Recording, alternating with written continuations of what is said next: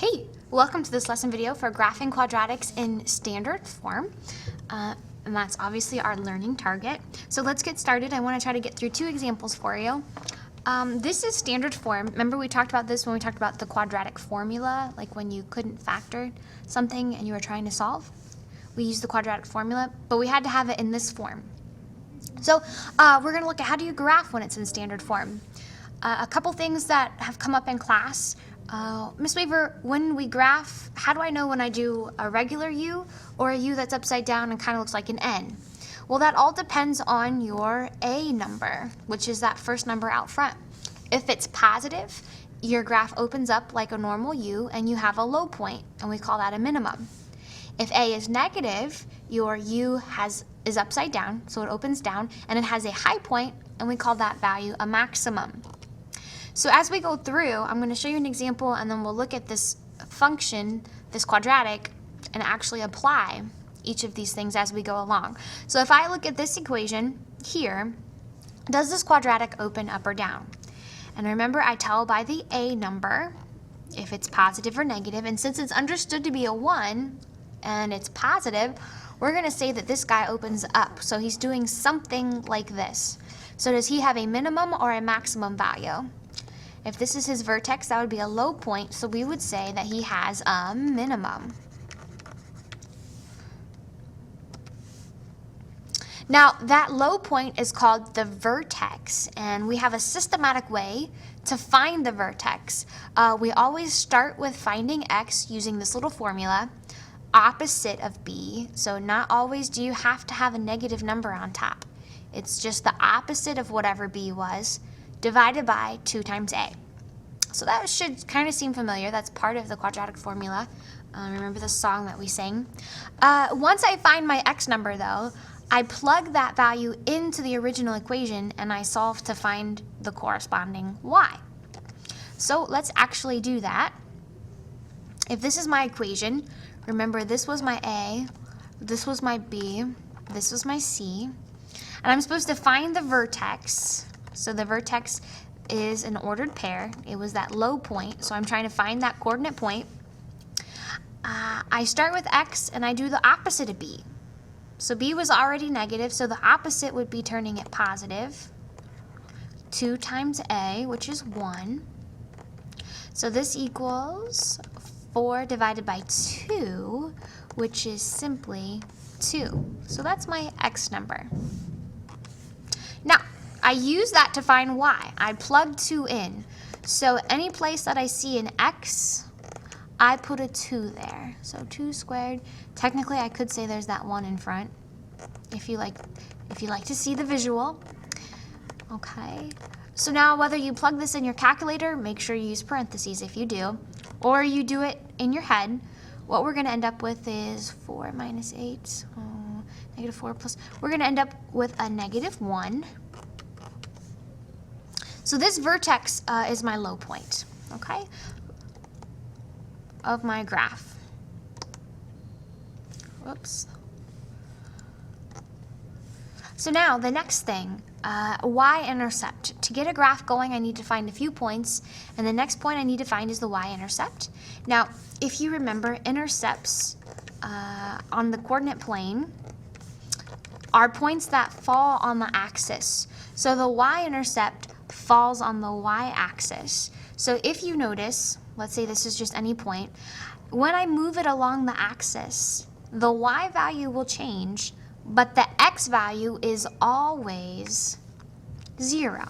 So I use that to my advantage, and when I try to find the y-intercept for my equation, I know that that's always true, and so I just plug in 0 for my x. You know how I just plugged in the 2? Well, I plug in 0. All right, cool beans. So whether you use your calculator or, again, you do this in your head, you should end up with a value of 3 for y. So that would be your y-intercept point on the y-axis. Now, what's cool about our U-shaped graphs is they are symmetrical. So what that means is if this is my U-shaped graph and this is my vertex, I can cut my graph in half, and it's the same on one side as it is on the other. So now we usually give the equation for this vertical line, and since it's vertical, it's an x equals equation. And what's nice is I already found that number in the vertex, so I just borrow it. So for example, for this equation that we've been working with, the vertex was 2, -1. So when I say what's the equation for that axis of symmetry, it will simply be x equals 2. All I did was I borrowed that x number from the vertex. Now, I also want you to find x-intercepts. So if I think about the coordinate plane again, this is the y-axis, this is the x-axis. X-intercepts are points on the x-axis. So if I drag this point along the axis, x will change, but y this time will always be 0. Okay, so I'm going to use that again.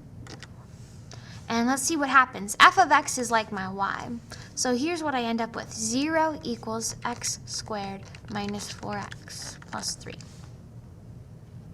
Okay, now you might be thinking, hold up, that doesn't look like it does as much good. But this should look familiar. Our factoring and solving quiz. You have one of 3 choices: X puzzles, divide and slide, or quadratic formula. So if I run through the list, there's no number there. So why don't I try X puzzles? Let's see if it works. If it doesn't work, I could always do the quadratic formula. But if it does work, it'll save me some time.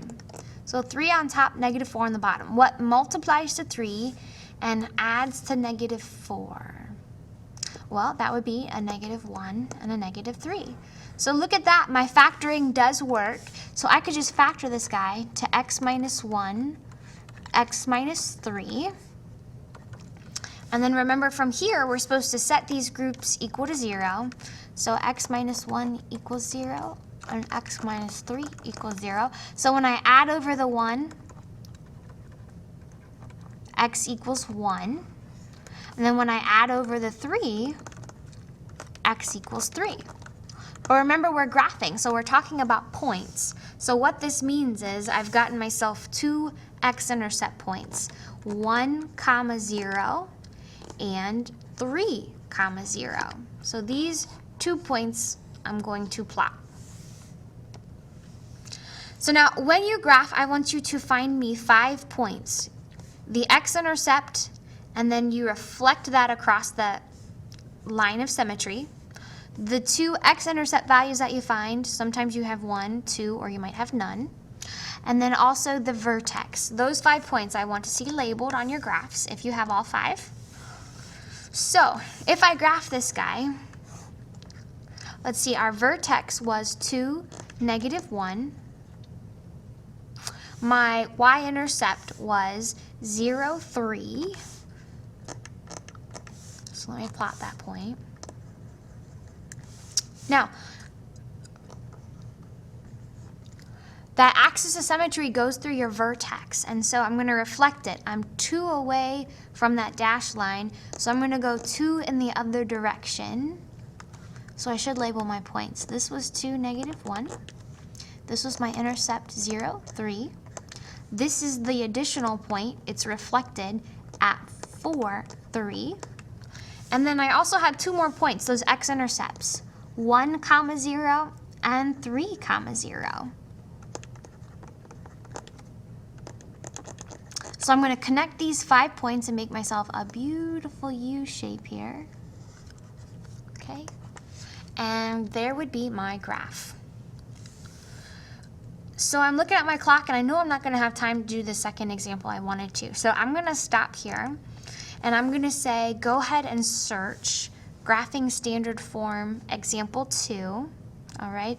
And you'll find another example if you're needing some more help.